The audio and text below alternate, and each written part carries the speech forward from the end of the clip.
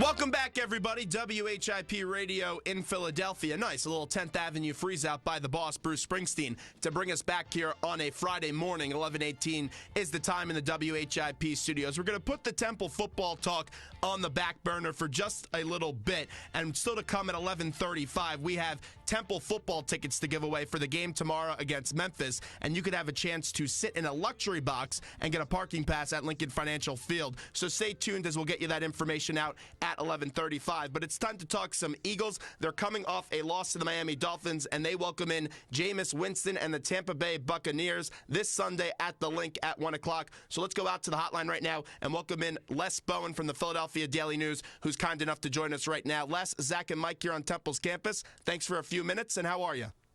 Just great, guys. How are you? Well, we're doing great, and we appreciate you giving us a few minutes today. So get us up to date on the injuries for the Eagles. What's the latest on Sam Bradford and the rest of the players that are currently injured and whose status is in question for Sunday?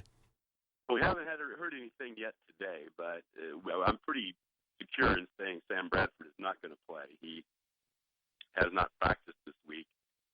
As of yesterday, he had not progressed far enough in the NFL concussion protocol to even do any light exercise. So it would be very, very, very, very, very unlikely he would play.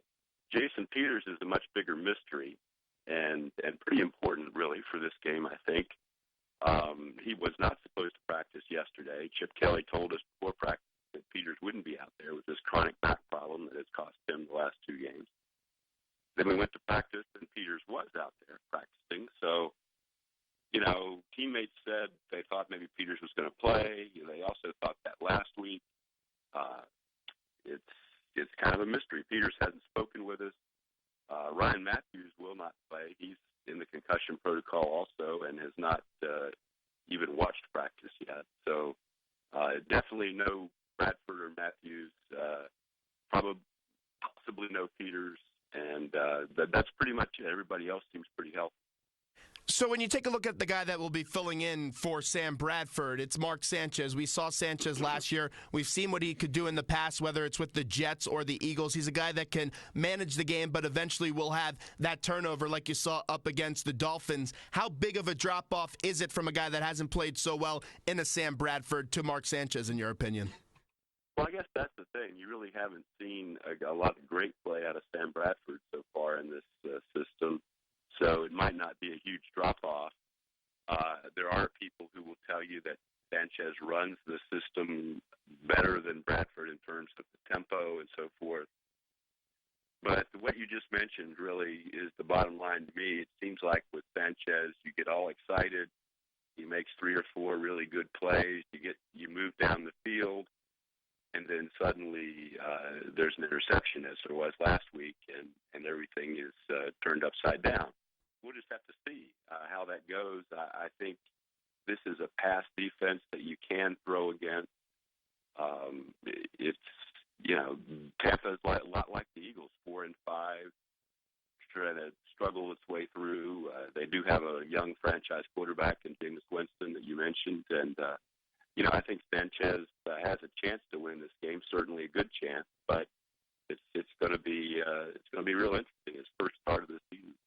I know Chip would never say this publicly, but it will be very telling to see what happens with Sam Bradford as his contract is up at the end of the year. Do you at all think, because now Bradford suffered this injury, which everyone thought was inevitably going to happen, do you at all think Chip regrets trading for Sam Bradford at the end of the day when he looks back on it at the end of the year? I wish I knew that. I don't know. I kind of doubt that he does, because what you've seen on the other end of the trade is that Nick Foles has been replaced as the starter in St. Louis. He isn't, clearly isn't the Pro Bowl quarterback that he seemed to be a couple of years ago with the Eagles. I think there's still a feeling that Bradford has the ability to, once he really gets an off season in this offense and gets more comfortable, with the receivers and so forth, that there's a chance that he can be pretty good here.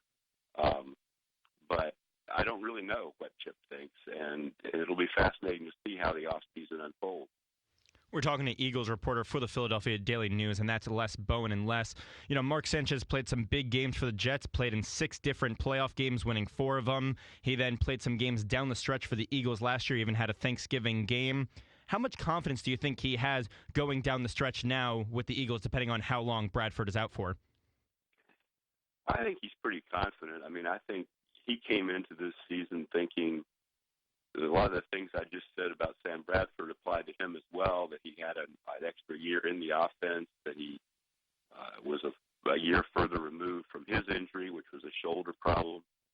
But it was pretty clear in training camp that he was not as good as Sam Bradford. That's why Sam Bradford became the starting quarterback. So, I think Sanchez has an uphill fight to try to make this his team or something like that. But I think he can certainly, in terms of backup quarterbacks you have to throw in there, I think he's one of the better ones. I think, teams like the Cowboys probably wish they'd had Mark Sanchez to go to when their starter was injured. But I really don't look for much more from Mark Sanchez than a win or two, and then Sam Bradford comes back. I'm really not thinking that Sanchez is going to be the key to turning around the season or anything like that. Now, obviously the injuries aren't on Chip Kelly, but it's a lot easier said than done now that the Eagles are struggling a bit, that a lot of people are falling off this Chip ship and aren't too pleased with the direction of the team. Let's try and put a positive spin on this if we can. What would you say to the Chip Kelly bashers and haters about why the season might end up being a success, or are there no successes to be had? Well, that's a tough task. I guess I would say that it's a long process, that Chip just got control of personnel last January and started, making changes in the structure of the way the personnel department is run and the way the kinds of players they draft, and we'll see, another year or two how all that comes out. It was never a one-year thing. I never thought they were going to win the Super Bowl this year. But there are a lot of decisions that I guess Chip's a smart guy, and I think he has made some decisions that have backfired this year. And what I hope is that he's smart enough to learn from them and to not repeat them and to understand, the areas where he's really weakened the team and reinforce those areas this offseason, like the offensive line and the wide receiving corps. We're spending a few minutes with Les Bowen right now from the Philadelphia Daily News. I just want to circle back to one thing that you said 2 questions ago. And I know Chip said basically the same thing when he said Sam's our quarterback when he gets back. But what happens if Sanchez goes out there and let's say he plays 2 games and he goes out there and throws 3 touchdowns to no interceptions in one game, and let's say he replicates that the next week? And I don't think that's going to happen because he turns over the football a lot. But if he plays really well and gets the Eagles 2 wins, you would see them going back to Bradford that quickly? I don't know. See what if that happens. That is the same scenario everyone sketched out last year with Sanchez and Foles. We never had a chance to see what would happen because Foles could not get healthy. If they'd made the playoffs, it would have been an interesting decision because I think Foles was just about ready to play again. But clearly they were ready to move on from Foles regardless. I don't think they're ready to move on from Bradford regardless. Bradford is making $13 million this year. I don't think that's the only concern, but it is a concern. It would be a tough move if they were to win both games and Sanchez were to play really, really well. It would be a tough move to go back to Bradford. But, again, that's going to have to happen before I worry too much about it. For sure, and I've seen Mark Sanchez play a lot of times. I was actually at that Thursday night game on Thanksgiving a few years ago when he had that infamous butt fumble. But one thing that I do want to bring up to you, going back to last week, is everyone's complaining that the Eagles need to get off to a quick start and how poor they played in the first quarter. I was the number one person leading that charge, and they finally get off to that quick start, score 16 points, but then couldn't do anything in the next 3 quarters of that Dolphins game. Taking a look back, having a full week to digest that, just what went wrong in that Dolphins game that they couldn't do anything after going out to a hot start? Well, that was just amazing. I mean, it was almost like they said, we'll show you. We'll get off to a great start and then prove that we can lose anyway. They had a 16-3 lead, and they were at the Dolphins 12-yard line with a chance to add points and bogged down and missed the field goal. And I think one of the things that happened was that